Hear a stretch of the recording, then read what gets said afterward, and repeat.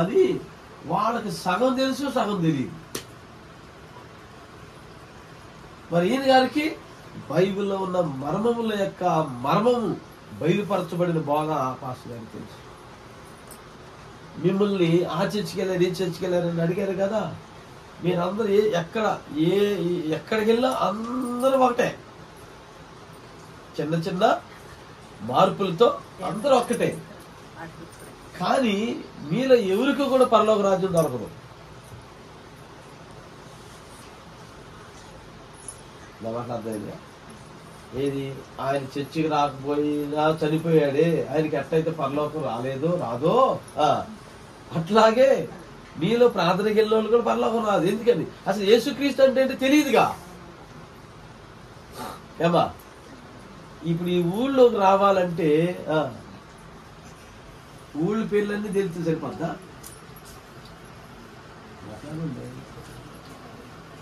ఈ ఊళ్ళోకి రావాలంటే ఊళ్ళ పేర్లన్నీ తెలుసుకుంటే సరిపోద్దా? వచ్చేస్తాం ఈ ఊళ్ళోకి. రైట్. మరి ఈ ఊళ్ళోకి రావాలంటే ఏం చేయాలి?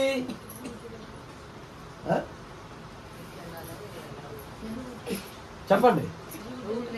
రూట్ తెలియాలి. రైట్. అలాగే దేవుడు అంటే ఏంటో తెలుసుకోవడానికి రూట్ కావాలి. ఇప్పుడు ఆ రూట్ ఈయన. హల్లెలూయా. అర్థమైందండి? అది మీకు బోధిస్తాడనమాట. యేసుక్రీస్తు అంటే ఏంటో తెలియపరుస్తారు ఈయన. అది నేను గొప్ప చేయటానికి కాదు వచ్చింది, నిజం తెలియని వారికి నిజం చెప్పడానికి వచ్చాం. ఇప్పుడు ఆయన చనిపోయాడు, ఆయన చెప్పలేము మనం. అసలు ఇప్పుడు మనం ఏం చేసినా ఇప్పుడు ఆయన పేరు మీద ఒక 10 లక్షలు ఖర్చు పెట్టిన ప్రయోజనం ఏమైనా ఉందా? మాట్లాడండి. నిన్న ఇది డిస్కషన్ లో మాట్లాడారా? పెద్దగా చేయాలి కదా. మరి ఇంకే మరి మీ నాన్న చచ్చిపోయాడు, మరి ఏం పెడదాం, మరి అసలు దినం చేతామా వద్దా అని అన్నారు. చేసినా తిడతారంట, చేయకపోయినా తిడతారంట. అర్థమైందండి?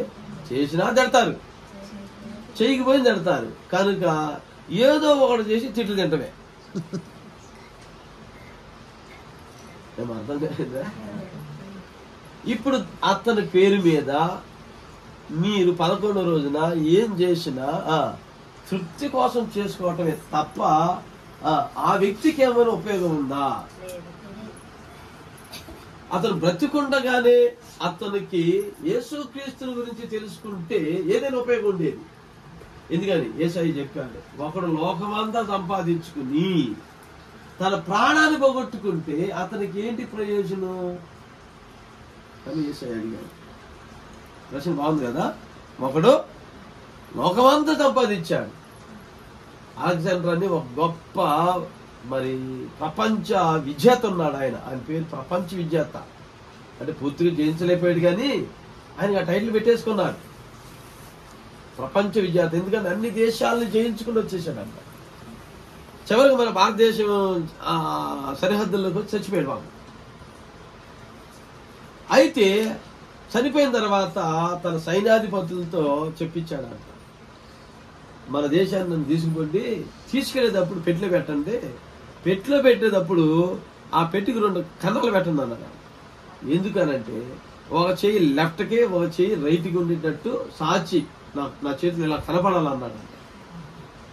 ఏంట మీరు అలాగా అంటున్నారు? ఏంటండి, దేనికండి అదంటే ఏమి లేదు, నేను ఇంతగా ప్రయాసపడ్డా, నా భార్యను వదిలేసి, బిడ్డలను వదిలేసి, అందరిని వదిలేసి, బంధుత్వాన్ని వదిలేసి, బాంధవ్యాలు వదిలేసి, నేను రాజ్యాకాంక్షతో రాజ్యాన్ని జయించాలనుకుంటూ వచ్చి ఇదిగో నేను చచ్చిపోయా.